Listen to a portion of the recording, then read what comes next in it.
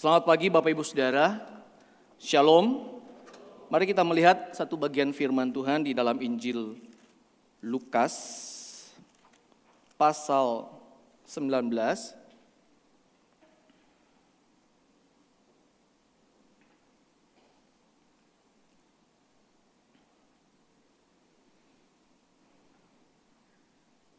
Injil Lukas pasal 19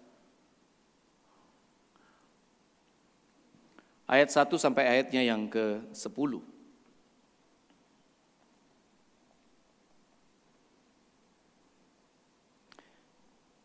Demikian firman Tuhan. Yesus masuk ke kota Yeriko dan berjalan terus melintasi kota itu. Di situ ada seorang bernama Sakeus, kepala pemungut cukai, dan ia seorang yang kaya. Ia berusaha untuk melihat orang apakah Yesus itu. Tetapi ia tidak berhasil karena orang banyak, sebab badannya pendek. Maka berlarilah ia mendahului orang banyak, lalu memanjat pohon ara untuk melihat Yesus yang akan lewat di situ. Ketika Yesus sampai ke tempat itu, ia melihat ke atas dan berkata, "Sakeus, segeralah turun, sebab hari ini aku harus menumpang di rumahmu." Lalu Sakeus segera turun dan menerima Yesus dengan sukacita. Tetapi semua orang yang melihat hal itu bersungut-sungut, katanya, ia menumpang di rumah orang berdosa. Tetapi Sakeus berdiri dan berkata kepada Tuhan, "Tuhan, setengah dari milikku akan kuberikan kepada orang miskin. Dan sekiranya ada sesuatu yang kuperas dari seseorang akan kukembalikan 4 kali lipat." Kata Yesus kepadanya, "Hari ini telah terjadi keselamatan kepada rumah ini, karena orang ini pun anak Abraham. Sebab Anak Manusia datang untuk mencari dan menyelamatkan yang hilang." Saudara, secara khusus di dalam tema yang akan sama-sama coba kita renungkan, kita akan coba melihat satu tokoh yang diangkat oleh Alkitab, yaitu tokoh Sakeus. Saudara, mari kita coba mengenalnya lebih dalam dulu. Sakeus ini, saudara, siapa Sakeus ini? Saudara, kita perlu tahu dulu tempat tinggalnya. Dia berada di kota Yeriko, saudara. Ya. Seperti apa kota Yeriko itu? Saudara, kota Yeriko itu adalah salah satu kota paling kaya dan paling penting yang ada di Israel, saudara. Yeriko itu terletak di lembah Yordan, ya. Dan di sana kemudian dikatakan memegang komando baik dalam hal mendekati Yerusalem maupun dalam melintasi sungai itu yang memberi jalan masuk ke daerah-daerah sebelah timur Yordan. Jadi untuk kemudian dari sebelah timur mereka harus kalau mau ke Yerusalem itu mereka setidaknya harus melewati Yeriko dulu baru sampai ke Yerusalem.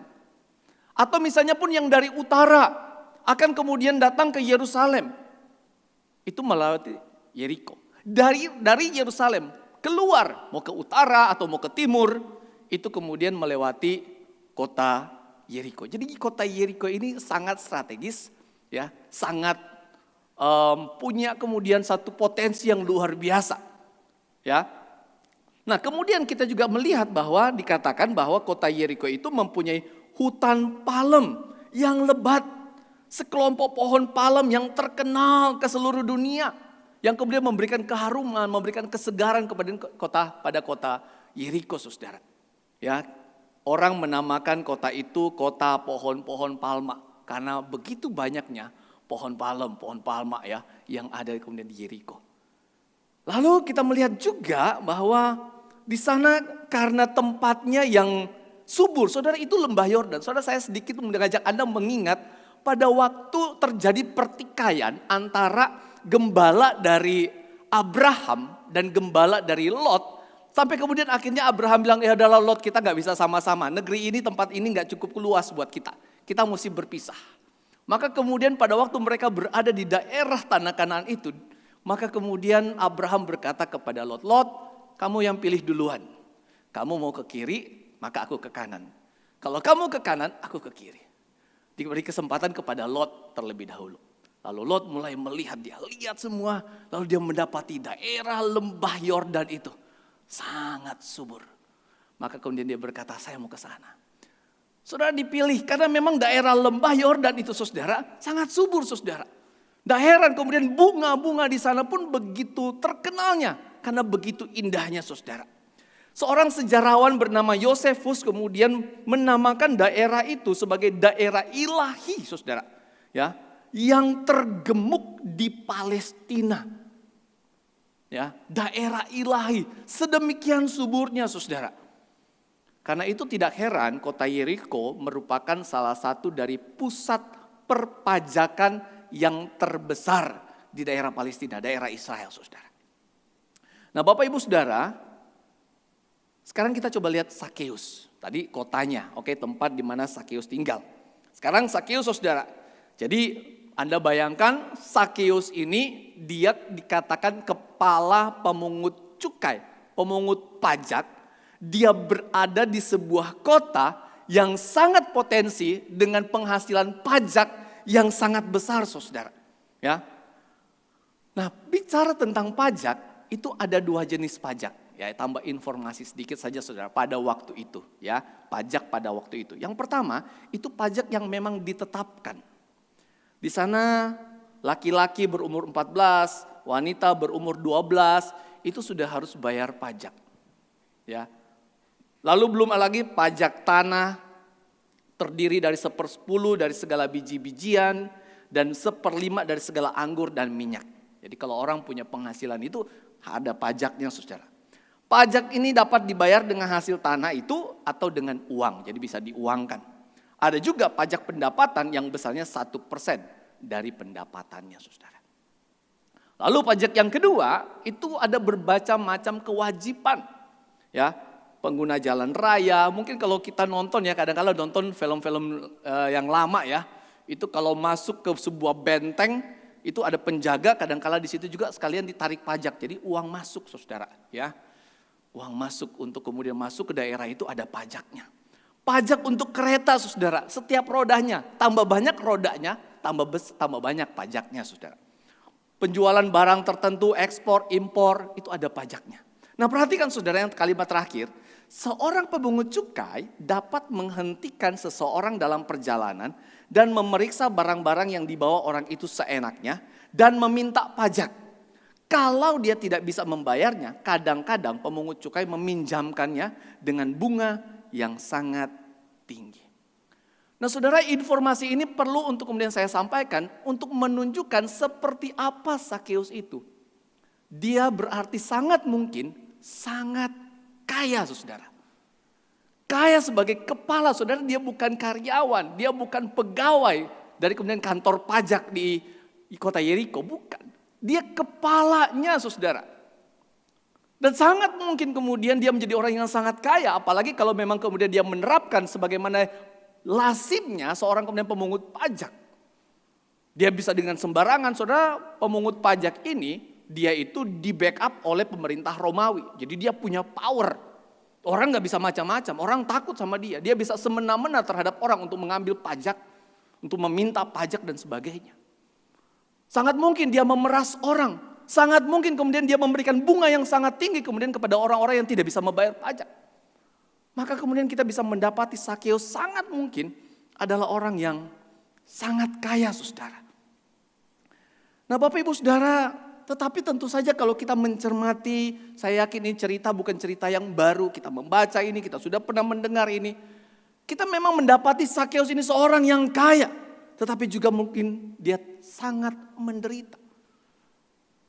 Dia sangat menderita saudara. Kenapa? Saya sudah katakan tadi, sebagai seorang pemungut cukai, pemungut pajak, maka dia adalah kemudian perpanjangan tangan pemerintah Romawi. Dan itu adalah penjajah. Dia dibenci. Dia tidak diterima di masyarakat sekalipun sebenarnya mungkin dia adalah orang Yahudi. Tapi karena dia bekerja pada pemerintah Romawi, dia tidak disukai oleh masyarakat Yahudi pada waktu itu. Dianggap kemudian pengkhianat bangsa, dianggap orang yang berdosa. Sakeus kemungkinan tidak punya teman. Kalaupun ada, sangat mungkin orang-orang itu adalah orang-orang yang ingin menjilat, yang pengen dekat, ingin kemudian menerima sedikit percikan dari kekayaan dari Sakeus. Bukan orang-orang yang tulus pengen jadi temannya. Jadi secara saudara dalam kehidupan sehari-hari Sakeus memang mungkin kaya. Dia bergelimang harta. Apalagi dia seorang kepala pemungut cukai, dia punya pengawal. Tapi sebenarnya dia menderita. dia sendiri, dia kesepian. Nah Bapak Ibu Saudara yang kasih oleh Tuhan, di dalam momen seperti ini, dalam kondisi seperti ini, sebuah kemudian peristiwa mengubah Sakeus. Kita semua tahu sekali lagi. Ketika dia mendengar seorang yang bernama Yesus dari Nazaret, yang kemudian pada waktu itu datang ke kota Yeriko.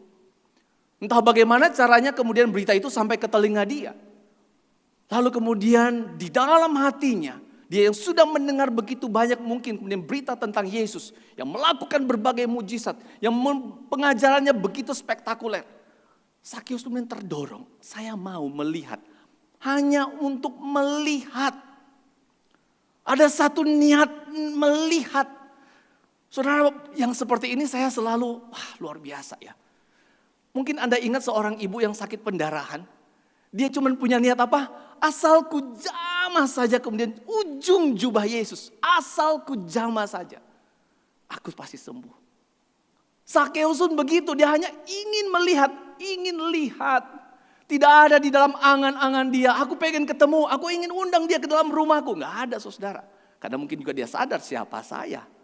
Saya pengkhianat bangsa. Mana mungkin Yesus, orang yang suci itu mau datang ke rumah orang berdosa. Jadi niat dia begitu kuat, saya mau melihat. Maka datanglah dia. Dia datang saudara.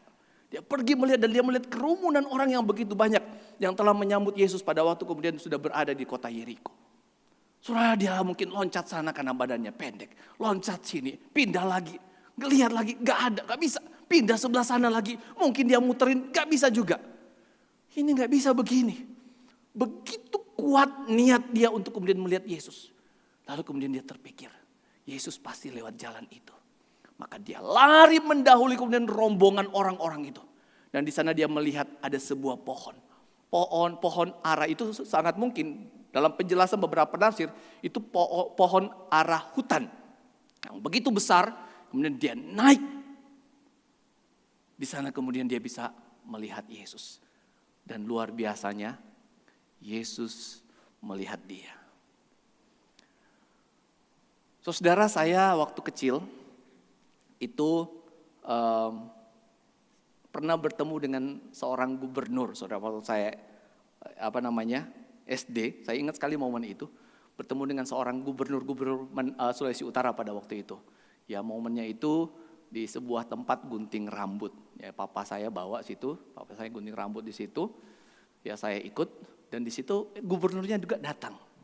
Jadi saya bertatapan dengan gubernur. Wah, saudara rasanya, anak SD juga ngerti. Oh ini gubernur, pemimpin daerah.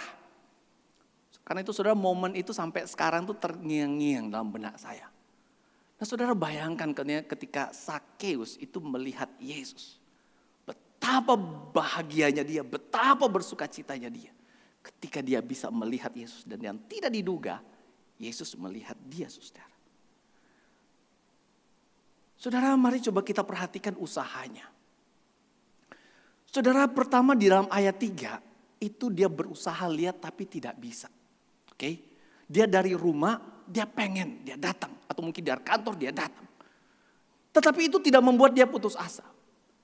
Yang kedua adalah dia panjat pohon saudara. Sebelum dia panjat pohon dikatakan dia berlari. Saudara orang kemudian dengan jubah yang panjang sangat mungkin pada waktu itu jubah panjang berlari saudara. Anda bayangkan saya dengan jubah ini saya berlari saudara. Di kerumunan orang siang hari panas saudara. Lalu kemudian panjat pohon dengan jubah seperti ini. Seperti apa kira-kira? Tapi itulah yang namanya niat saudara. Niat untuk kemudian panjat pohon. Sampai kemudian akhirnya di atas dia melihat Yesus. Dan Yesus melihat dia. Allah bertemu secara pribadi dengan Sakeus. Allah di dalam Yesus kemudian memulihkan hidup Sakeus. Saudara tema ini berkali-kali dinyatakan di dalam Injil. Pertemuan dengan Allah itu mengubahkan saudara. Tapi berapa banyak orang yang sudah bertemu dengan Tuhan. Tetapi seringkali enggan untuk berubah. Tidak mau. Atau mungkin merasa saya sudah cukup seperti ini. Saya tidak perlu lagi melakukan apapun untuk membuat saya menjadi lebih baik. Saya sudah baik, saya sudah oke. Saudara, kita memang tidak berkata seperti itu, oke. Tetapi dalam keseharian kita, dalam aktivitas kita, dalam pilihan-pilihan kemudian yang kita ambil, kita sebenarnya menunjukkan itu. Saya tidak perlu lagi melakukan itu, saya sudah cukup oke dengan diri saya. Kita menjadi orang yang malas berdoa, kita menjadi orang yang malas kemudian untuk membaca Alkitab, ambil saat teduh. Bahkan untuk ke gereja pun kita menjadi orang-orang kemudian yang kadang ya tergantung mood. Kalau mau datang, kalau nggak datang ya nggak apa-apa juga. Tidak ada satu kerinduan untuk terus diubahkan tiap-tiap hari semakin menyerupai Yesus. Karena kita tanpa sadar menganggap I'm okay. Bapak Ibu Saudara, sungguh perubahan itu perlu. Karena memang kita membutuhkannya dan Sakeus mengalami itu, Saudara. Yesus datang mencari dan memulihkan Sakeus. Itulah yang menjadi kerinduan Allah, Saudara. Yesus berkata, aku datang bukan untuk memanggil orang benar tetapi orang berdosa supaya mereka bertobat. Saudara, saya mau bawa ini saudara untuk memikirkannya dalam sebuah perbandingan. Supaya saudara tahu betapa besar kerinduan Allah terhadap saudara dan saya. Saya memperbandingkannya seperti ini saudara. Waktu saya SMA, ya believe it or not, saya seorang penari. Ceritanya begini, jadi SMA itu ya saya ingin ikut menjadi paskibraka, pasukan pengibar bendera. Ya, waktu itu saya mendaftar di sekolah, saya mau jadi paskibraka. Maka saya harus mengikuti latihan di sekolah, mengikuti seleksi di sekolah. Kalau di sekolah sudah lolos seleksi, masih harus kemudian seleksi lagi di tingkat provinsi, saudara. Ya, baru kemudian ditentukan mana yang ke provinsi, mana yang ke kota Madia.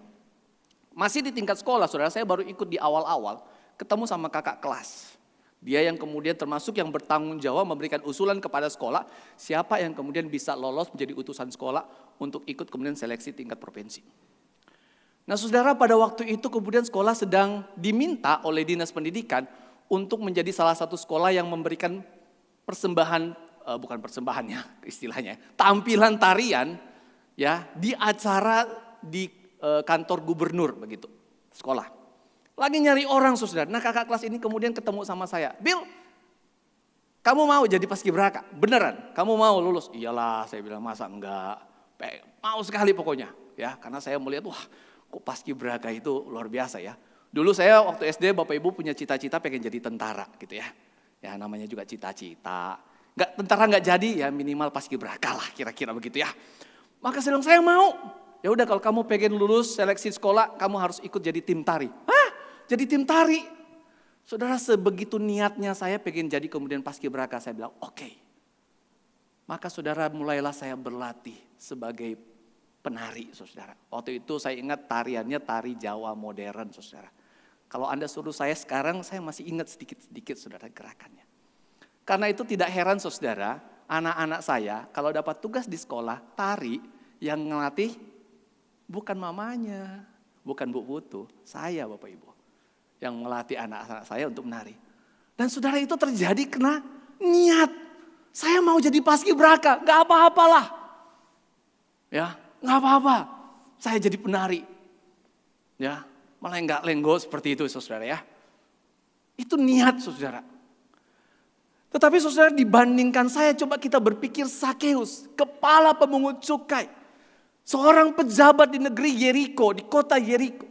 Tapi kemudian dia mempermalukan dirinya, tidak peduli dengan dirinya. Dia kemudian berlari memanjat pohon ara. Dan itu bukan perkara yang mudah saudara. Tapi dia tidak peduli dengan omongan orang yang mengolok-olok dia, yang mentertawakan dia. Dia tidak peduli, dia tetap naik. Karena niat ingin kemudian berjumpa dengan Yesus. Saudara, tetapi dibandingkan saya, dibandingkan Sakeus, apalah arti niat kami dibandingkan niat dari Allah? Saudara, ini begitu luar biasanya. Saudara, bukan kebetulan seakan-akan kemudian Yesus bertemu dengan Sakeus. No, itu sudah ada di dalam rancangan ilahinya yang kekal. Dia yang datang ke dalam dunia memang ingin mencari manusia. Ingin mencari Sakeus. Ingin mencari kemudian saudara dan saya. Saudara, dikatakan di dalam Filipi pasal 2 ayat 6 sampai yang ke-7. Kristus Yesus yang walaupun dalam rupa Allah. Perhatikan saudara, dalam rupa Allah. Dia tidak menganggap kesetaraan dengan Allah itu sebagai milik yang harus dipertahankan. Melainkan telah mengosongkan dirinya, mengambil rupa seorang hamba, menjadi sama dengan manusia, dan dalam keadaan manusia, ia telah rela taat sampai mati. Di mana? Kayu salib. Mati dalam kehinaan. Mati sebagai orang yang terkutuk. Dan semuanya itu dimulai dari kemudian sebuah niat karena kasih yang begitu besar pada manusia. Saudara, apa yang kemudian Yesus terima pada waktu dia datang ke dalam dunia? Saudara perhatikan, saudara mungkin pada waktu saya jadi penari, saudara ya, saya mungkin diketawain sama saya, dan itu kejadian saudara. Saya punya teman-teman yang para pendaki, saudara, kami ini, saya ini pendaki saudara ya. Saya sudah mendaki Gunung Lokon, Gunung Kelabat, Gunung Soputan, Gunung Mahawu di Manado saudara, di Sulawesi Utara. Saya ini pendaki saudara. Real man saudara ya. Jadi penari. Saya ketawain. But it's okay. Sakeus seorang kepala pemungut cukai. Yang ketika berada di pintu gerbang kelihatan begitu garangnya. Begitu galaknya. Dengan pengawal-pengawalnya. Tapi rela manjat pohon. Tapi dibandingkan itu semua saudara gak ada artinya. Ketika Allah di dalam kemegahan, kemuliaan, kekudusannya dia yang begitu dahsyat. Tapi dia mau menjadi sama dengan manusia. Bahkan rela mati di kayu salib. Untukmu dan untukku. Begitu luar biasa. Saudara, karena itu kita benar-benar perlu pahami hal ini. Kenapa? Karena dia tahu, Allah tahu. Kita gak bisa menyelamatkan diri kita sendiri. Tidak mungkin kita yang sedang menuju pada sebuah kebinasaan. Lalu kemudian dengan sendirinya kita berkata, aku mau berbalik, aku mau mengarah kepada Allah. Itu tidak mungkin. Allah tahu itu saudara. Itu yang kemudian dikatakan kenapa kita mati secara total. Total depravity saudara. Keberadaan kita, ketidakberdayaan kita mati secara total. Dan Allah tahu hanya dia yang bisa saudara. Dan itu yang dialami oleh Sakeus. Saudara, mari kita kembali melihat Sakeus. Saudara, pada dasarnya Sakeus itu dia butuh Yesus. Sakeus tidak sadar kalau dia sebenarnya butuh Yesus. Tetapi dengan dia mau melihat Yesus, dengan dia berusaha, dia menunjukkan bahwa dia butuh Yesus. Hanya dia malu, dia tidak berani. Karena dia merasa hina, dia seorang pengkhianat, dia orang berdosa, bekerja pada penjajah. Tapi sesungguhnya dia butuh Yesus karena itu dia pergi ingin melihat Yesus. Memang Yesus yang lebih dahulu datang untuk menemui Sakeus. Tetapi dalam bagian ini perlu kita perhatikan, Sakeus menanggapi kedatangan Yesus. Selanjutnya saudara, Sakeus kemudian menerima Yesus. Saudara perhatikan di dalam ayat yang ke-6. Dikatakan lalu Sakeus segera turun. Saya gak tahu seperti apa. Beberapa waktu yang lalu saudara, saya lihat di YouTube saudara ya. Lebih tepatnya YouTube Short ya kalau saya gak salah namanya ya. Itu ada lomba naik, manjat pohon. Pohon tuh sangat besar saudara ya, diameternya. Ya, lalu kemudian itu lurus sekali, pohon tuh lurus, begitu tingginya. Saya nggak ingat tepatnya berapa meter. Itu lomba manjat. Jadi mereka hanya kemudian sepatunya itu mungkin dikasih ada semacam giginya ya untuk nancep. Lalu dikasih kayak tali gitu, ban ya untuk naik. Itu mereka cepat sekali. Yang lebih hebat lah sekian ya meter ke atas. Turunnya itu kayak meluncur. Kayak meluncur saudara. Nah saya bayangin ini Sakeus naiknya kayak apa, turunnya kayak apa. Tapi itulah sukacita. Dikatakan dia menerima dengan sukacita. Saudara, berapa banyak di antara kita yang ketika kemudian kita boleh bertemu dengan Yesus. Dan kita benar-benar bersyukur karena begitu baiknya Tuhan dalam kehidupan kita. Ataukah hari-hari hidup yang kemudian kita jalani kita hanya kemudian penuhi dengan berbagai keluhan demi keluhan. Berapa banyak orang Kristen yang hidupnya diisi dengan keluhan. Saudara, berbahagialah setiap engkau dan saya ketika kita tiap-tiap hari bersyukur karena Tuhan. Engkau bangun pagi, engkau cari Tuhan, Tuhan ada. Ketika engkau susah, engkau cari Tuhan, Tuhan ada. Ketika engkau bergembira, engkau cari Tuhan, Tuhan ada. Ketika engkau dalam kesulitan, engkau cari Tuhan, Tuhan ada. Ketika engkau sedang sendirian, engkau tahu Tuhan menemanimu. Bahkan seluruh hidupmu, masa depanmu sudah dirancang oleh Tuhan sedemikian rupa. Tapi adakah kita sungguh bersyukur dan bersuka cita tiap-tiap hari karena Tuhan? Sakeus, dia menerima Yesus dengan sukacita. Hidupnya diubahkan. Hidupnya dipulihkan oleh Tuhan. Karena dia merasa dia diterima, dia merasa dia dikasihi. Ada orang yang cukup puas dengan apa yang dia miliki. Rumah yang bagus, mobil yang oke, kerjaan yang mantap, anak-anak sehat. Dan dia merasa aku bersyukur dengan itu. Aku bersuka cita dengan itu. Adakah kita sungguh-sungguh bersyukur karena Tuhan? Di dalam perjumpaan Sakeus dengan Yesus, di situ pun kemudian terjadi pertobatan. Kita melihat bagaimana kemudian Sakeus itu kemudian dipulihkan oleh Tuhan. Dia yang dulunya hidup hanya untuk dirinya. Dulu kemudian dia sedang diperhamba oleh dosa. Tapi hari itu terjadi pertobatan. Bahkan kemudian menghasilkan sebuah tindakan yang nyata.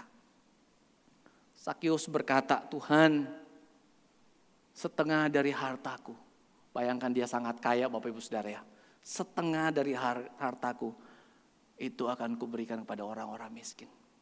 Dan kalau ada orang yang kuperas dan sangat mungkin dia ada yang dia peras. Karena dia seorang pemungut cukai. Aku akan kembalikan 4 kali lipat. Saudara, itu buah dari pertobatan. Itu buah dari sebuah perubahan.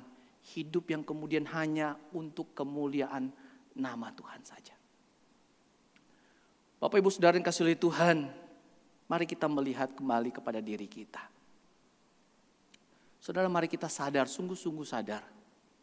Jangan bergantung bersandar pada dunia. Kita tinggal di dunia, kita bekerja cari uang, betul-betul kita berusaha, sekolah yang baik, berelasi yang baik, oke.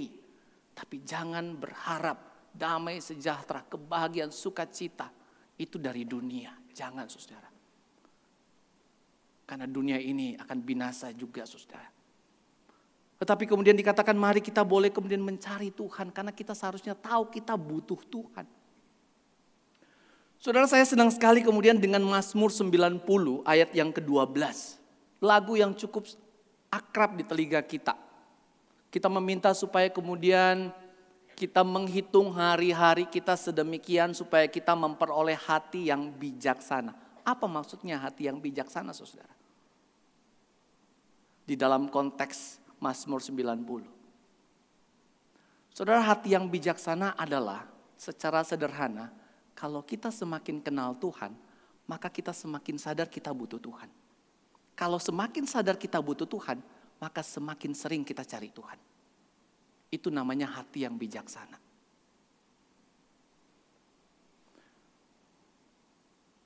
Tapi sekali lagi Bapak Ibu Saudara, mari kita koreksi diri kita. Seberapa sering kita cari Tuhan setiap harinya. Yang ingin terus, kemudian ada kerinduan kita ingin terus diubahkan oleh Tuhan. Sedikit demi sedikit semakin menyerupai Kristus.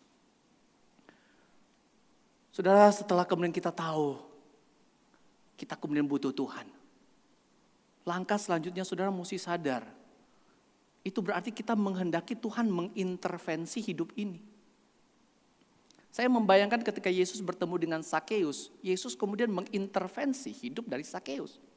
Mungkin Sakeus cerita, Tuhan hidupku seperti ini, seperti itu, begini, begitu, apa yang dia lakukan.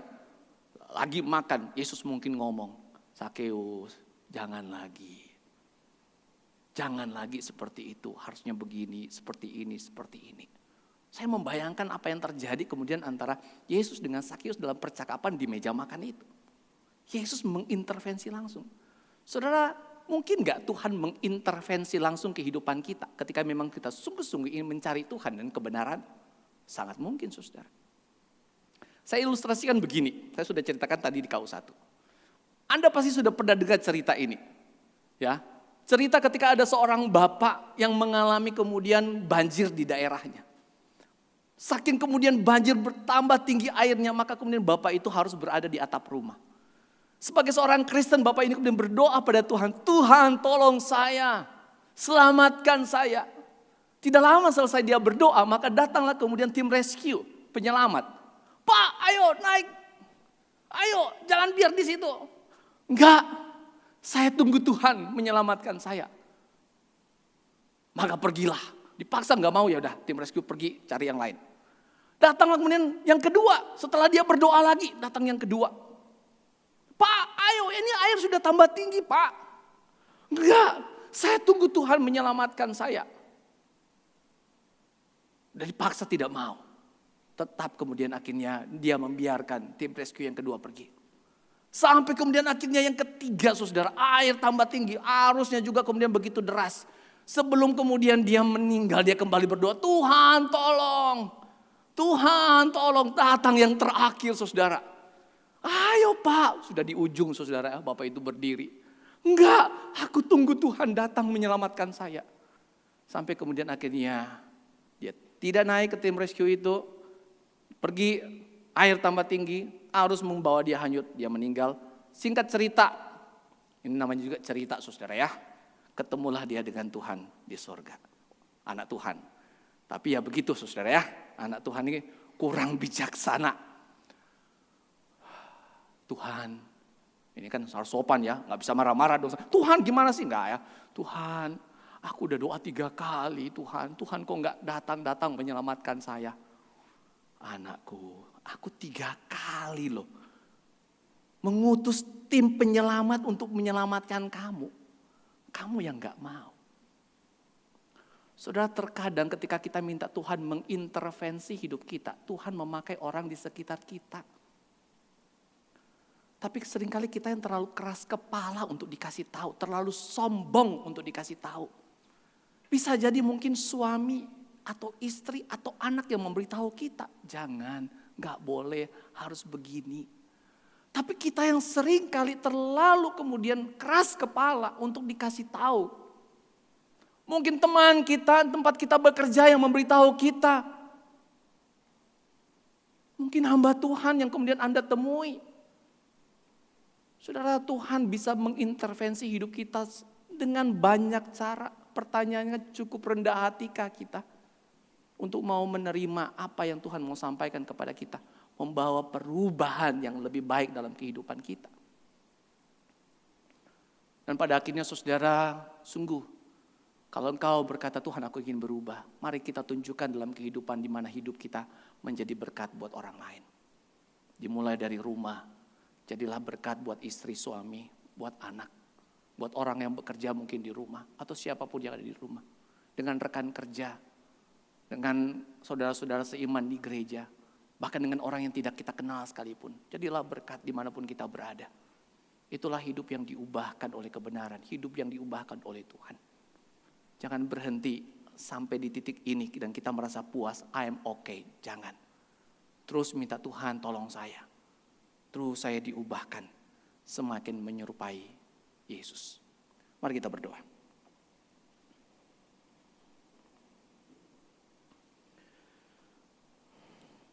Tuhan, perjalanan hidup kami sebagai orang Kristen selama di dunia, maka selama itulah kami harusnya terus ingin diubahkan oleh Tuhan. Supaya hidup kami benar-benar secara maksimal terjadi seperti yang Engkau rancangkan.